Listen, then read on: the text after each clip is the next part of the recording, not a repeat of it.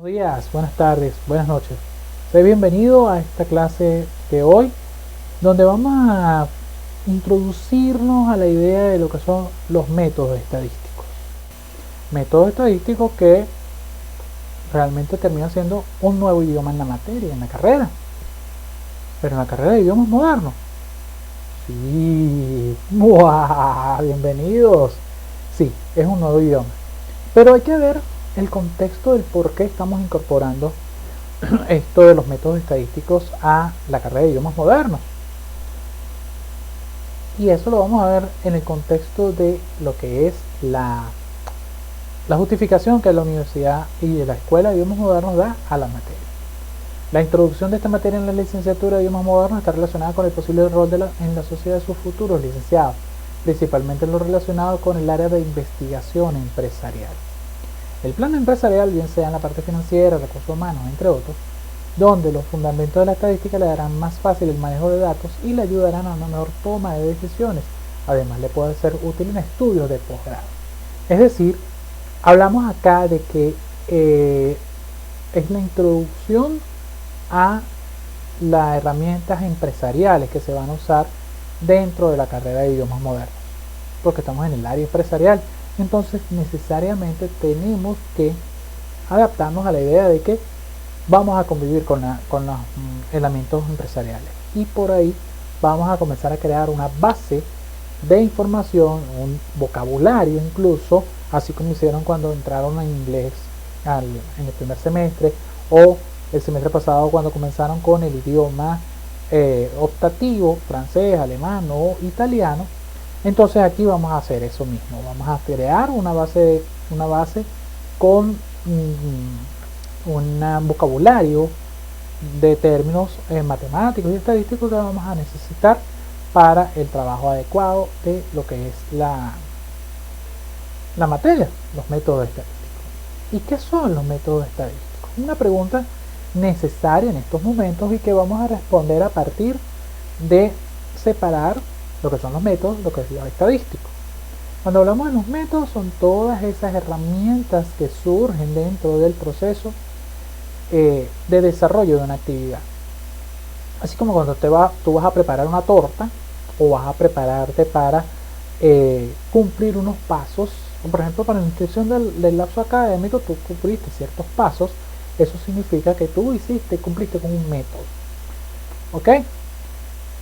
Y al asociarlo a la estadística, hablamos entonces de la rama de la matemática que permite procesar, analizar y presentar datos provenientes de grandes grupos de personas o grandes grupos de individuos. Comienzan a aparecer unos términos aquí que hay que ir sopesando, hay que ir manejando, y que por supuesto son necesarios que aclaremos, porque precisamente la idea es ir sustentando eso. Entonces, cuando combinamos estas herramientas con la estadística, es cuando creamos o generamos los métodos estadísticos. ¿Que se basan en qué? ¿En qué se basan? Por supuesto, en la estadística. Ahí no hay para dónde más correr. Los métodos estadísticos se basan en la estadística. Y esta estadística la vamos a clasificar en una estadística descriptiva, aquella que describe y analiza una muestra sin pretender sacar conclusiones de tipo general, porque lo que está es presentando contenido. Quiere decir que estamos hablando de el mostrar una imagen de la, valga la muestra, de la muestra que estamos considerando, y eso lo vamos a ver en este primer corte. Esto es lo que vamos a manejar ahorita en el primer corte. Mientras que lo que sigue, o lo que también es parte de la estadística, que es la estadística inferencial, cuyo propósito es inferir o inducir leyes de comportamiento de una población, y eso va a ocurrir para predecir algo con respecto a la fuente de información. Ese segmento de la estadística la vamos a manejar en el segundo y tercer cortes, porque también necesitamos algo adicional, que es la teoría de probabilidades. Entonces es importante que tengamos en cuenta que necesitamos un poco de la teoría de probabilidades para poder considerar la estadística inferencial. Muy bien.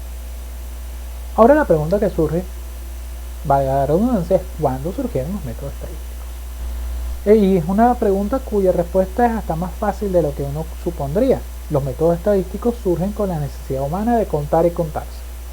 Desde Adán, Eva y la culebra, o los australopithecus cuando bajaron y se se pararon erectos en esas estepas africanas, erectos porque estaban bípedos de unos pies, ok, mosca con lo que piensen, mal pensados. La sociedad humana, cuando se formaron su grupo social y comenzaron a establecer sus leyes, así como los sumerios y las leyes y el principio de las leyes, la regla de Hammurabi, que es más un instrumento legal que estadístico, pero al documentar de alguna manera dentro de algunas tablillas sumerias información que pudo considerarse que tenía que ver con la estadística, con elementos estadísticos, entonces decimos que por lo menos una fuente importante es la escritura sumeria. También en la Biblia, en el Talmud judío, que es en el Antiguo Testamento para los católicos, aparecen referencias a herramientas o elementos estadísticos. Voy a hacer un paréntesis que es importante. No me gusta hablar ni de política ni de religión en mi clase, ¿ok? Pero sí los tomo como ejemplo para sustentar cierto contenido. Y de aquí viene, y hago esa salvedad y cierro el paréntesis porque quiero que entonces pensemos un poco por qué Jesús nació en Belén. Recordemos que la familia de Jesús, es decir, José y María, vivían en Nazaret. Porque se tienen que trasladar a Belén. Bueno, dentro del contexto histórico de aquellos tiempos, recordemos que el Imperio Romano tenía una fuerte presencia en la zona de Palestina. De hecho, Palestina era una provincia que ellos llamaban provincia rebelde, así sería, dentro del Imperio Romano. Y como buen imperio quería conocer sus recursos, con qué contaba. Entonces apelaron a un censo que contara a los elementos de la población, su nivel de producción, la posibilidad de usarlos como fuerza militar y todo lo que implicaba, ¿no? Esos tributos que pagaba al Capitolio, al Imperio Romano. Ojo, de ahí viene la expresión de los tributos de los Juegos del Hambre. Y que cuando se da el contexto judío, cada provincia tenía su forma intrínseca de trabajar, y el Imperio Romano respetaba un poco esa idiosincrasia. Dentro del elemento judío estaba la condición de que el hombre, el padre de familia, se encargaba de responder por la familia. Entonces él podía tranquilamente viajar de una ciudad a otra, tomando en cuenta que el empadronamiento o el censo tenía que hacerse en la ciudad de donde venía su linaje. ¿Okay? Porque los padres de familia sabían de dónde venía su linaje. Yo soy de la tribu de David, de la tribu de la ciudad de David, es Belén de Efratá, que no siendo una de las ciudades más grandes de Judea, de ti nacerá el pastor que da, eso lo dice la Biblia. Si no, ustedes guardaréis que no han visto la Biblia, es importante que la consulten.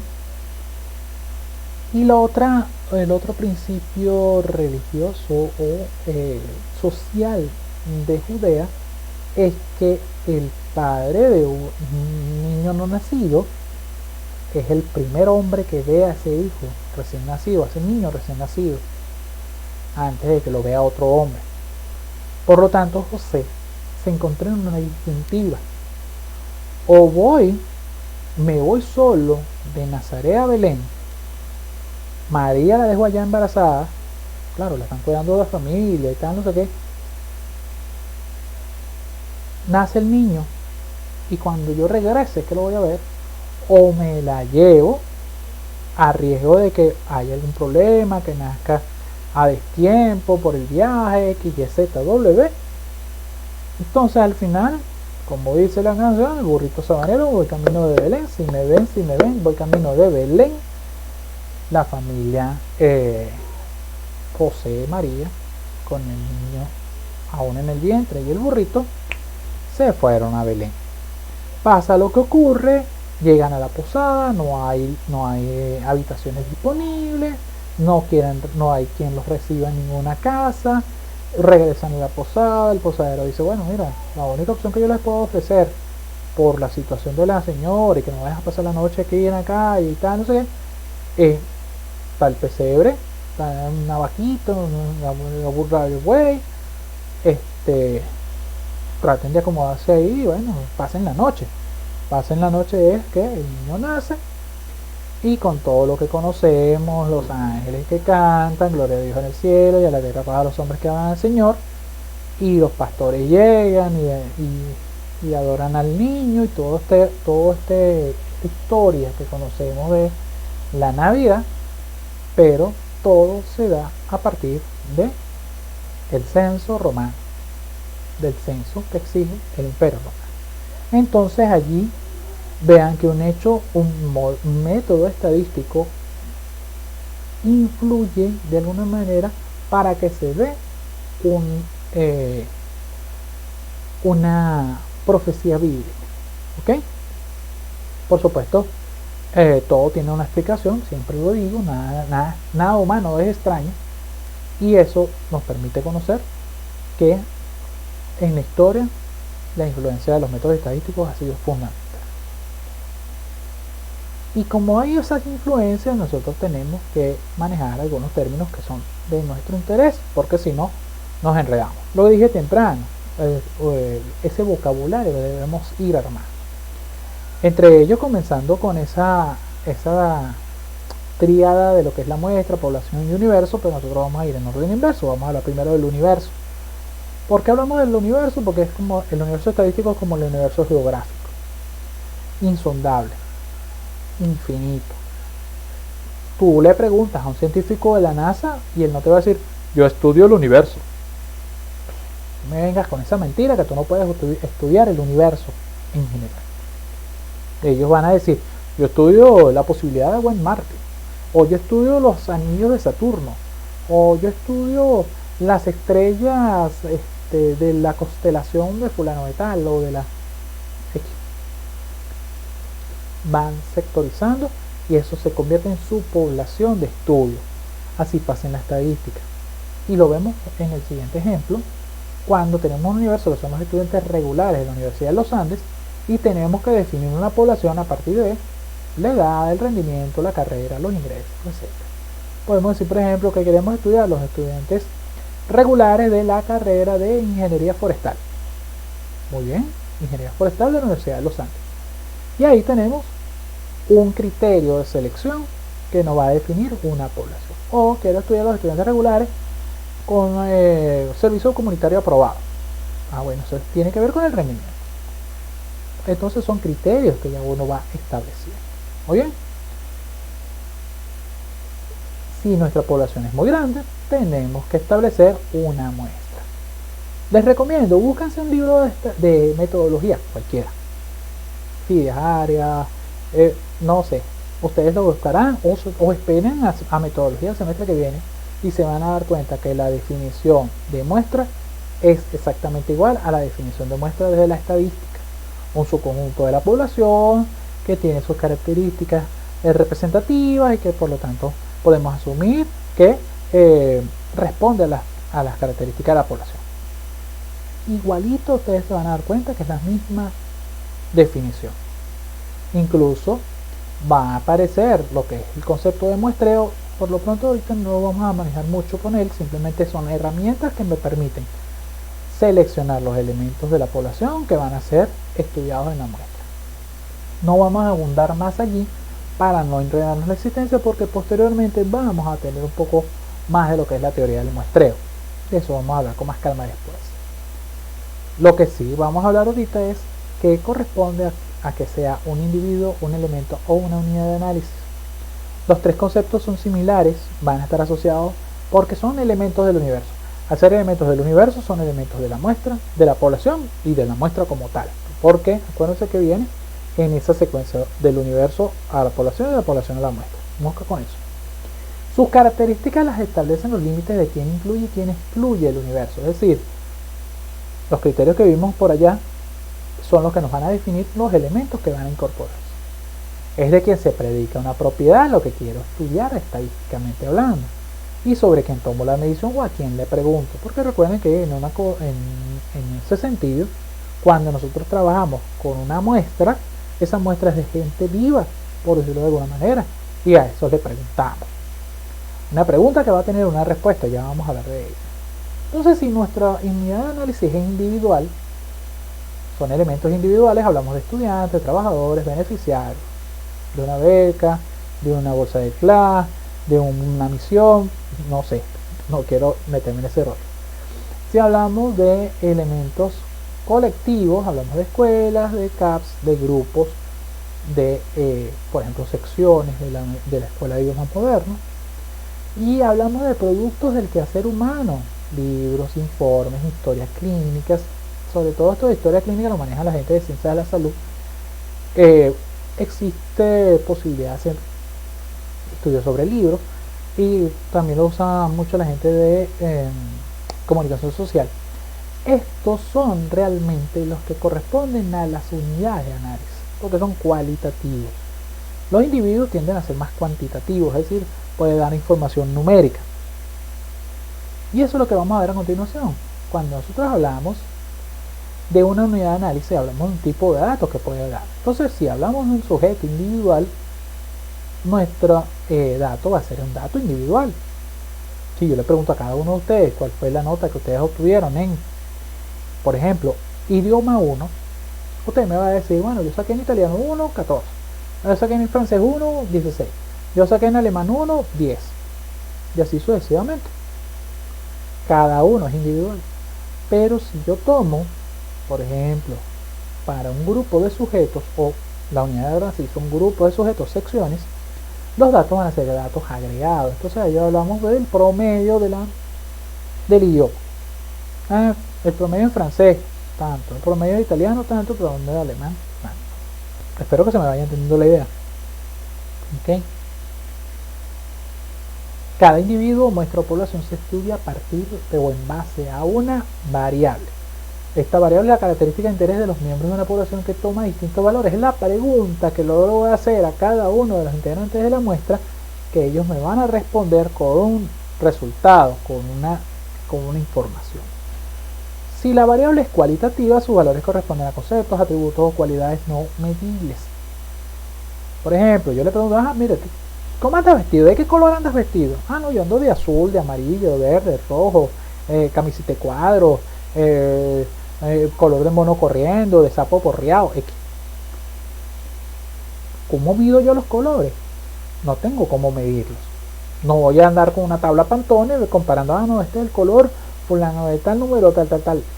Eso es de la gente de diseño gráfico y ellos no ven estadística. Si la variable es cuantitativa, son medibles, sus valores corresponden. Aquí tengo de alguna manera, mi duda, no son exclusivamente números reales, porque en el caso de las variables discretas, al tomar solo valores reales, solo algunos valores reales, realmente son valores enteros. Incluso puede ser hasta naturales.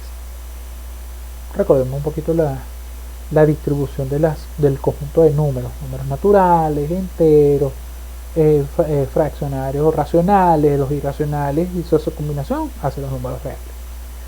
Los números enteros son números fijos, pues no hay más división. En cambio, una variable continua va a tomar infinitos valores de un intervalo de números reales, una línea continua. ¿Okay? La línea de los números reales. Después lo vamos a representar. ¿Cuáles son los tipos de datos y sus variables de procedencia? Aquí las tenemos. Tenemos variables cualitativas nominales. Vean que estamos hablando de nombre y apellido, cualitativa nominal, cualitativa ordinal, cuantitativa discreta y cuantitativa continua. Ya nosotros hablamos un poquito de arriba, vamos a reforzar por acá. Cualitativa nominal solamente presenta la categoría que estamos hablando. Azul, verde, blanco, rojo, de cuadro, tricolor, mono corriendo, sapo asustado. ¿Okay? La variable cualitativa ordinal se encarga de estudiar lo que son elementos jerárquicos. Por ejemplo, el escalafón docente en la universidad habla de que tenga un profesor instructor, un agregado, un asistente, un asociado y un titular. En ese orden vamos ascendiendo en el escalafón docente. A medida de que vamos subiendo, pues bueno, tenemos otras responsabilidades y otros privilegios. La variable cuantitativa discreta dijimos que son valores enteros. Por ejemplo, usted cursa 4, 5, 6, 7 materias, no cursa 4 materias y media, ni cursa 3 materias y 2 tercios. Son 4 materias, porque cuando usted aprueba, si aprueba con 10, te le van a aprobar todas las unidades de crédito. La influencia de la nota va a ser cuando calcule el promedio ponderado. Y la variable cuantitativa continua, que corresponde entonces a valores con decimales, que son esos valores, por ejemplo, las medidas antropométricas, la estatura, la talla, el peso, con lo cual no me quiero meter de mucho. Entonces ahí va a tomar en cuenta ese detalle. Entonces, con esto vamos a cerrar por acá, porque quiero dejar para el próximo video lo que es hacer algunos ejemplos prácticos de selección de una muestra, cómo definir las variables de estudio, cómo clasificarlas. Entonces quiero que hagamos un poco ese ejercicio más adelante, ¿ok?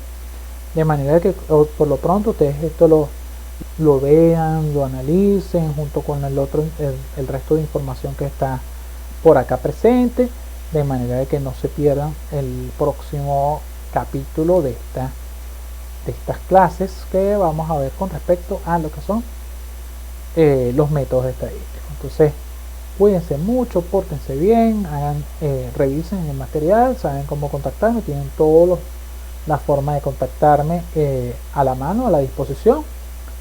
Cuídense, protéjanse, si no necesitan salir, quédense en casa, pórtense bien. Salud y saludos, cuídense.